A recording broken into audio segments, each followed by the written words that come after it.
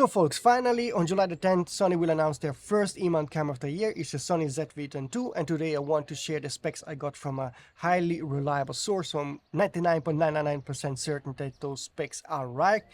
And before I read you all those specs, a quick reminder to subscribe to the channel, hit the notification button to not miss any of the upcoming rumors. On July the 10th, Sony will definitely announce the ZV-E10II and the new 1650mm 2 version, so an updated version of the existing Pancake PZ aps-c E-mount lens. And I still haven't got any confirmation about the 85 1.4 GM2. That is definitely coming very soon. That's something that all sources told me. But I still didn't get a date, so I don't know if it will be announced on July the 10th. I don't think so.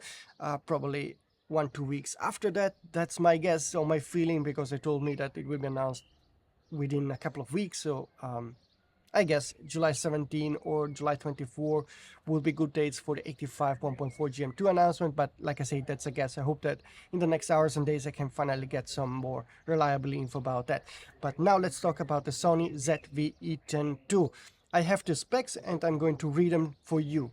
It will feature the same 26 megapixel sensor of the A6700. It will feature a larger grip to accommodate the NP-FZ100 battery. It has no mechanical shutter. It has no AI chip, but it will still have human and animal AF recognition. It has active stabilization with 1.5x crop, 4K 10-bit 4:2 recording, 5.6K oversampling, LUT support, the same microphone of the ZV-E1. The price should be slightly above $1,000. That price is translated from a pricing info I got from another region, which I'm not disclosing now to protect the source. He told me the exact pricing of that region.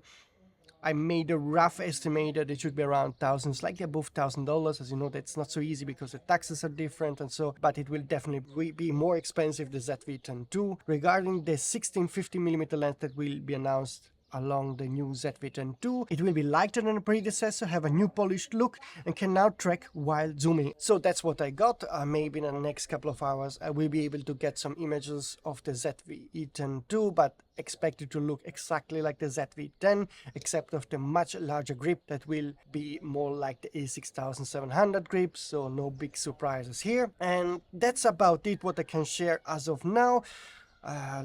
Hopefully in my next post I can tell you about the 85 1.4 GM2.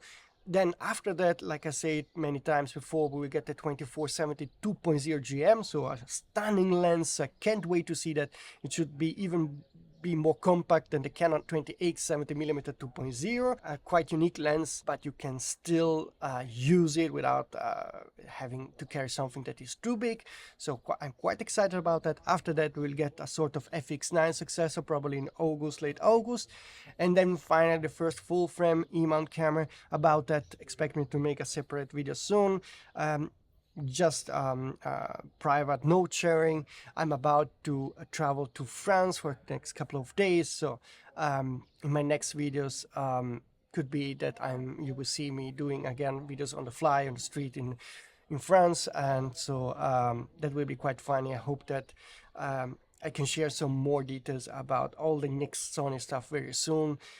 Particularly excited about the second half of the year, because like I told you that there will be definitely a full-frame E-mount camera probably coming in September, and then probably another one coming in October, November. So about except of the FX9, that will be a third full-frame E-mount camera, but that's not alpha, that's something different.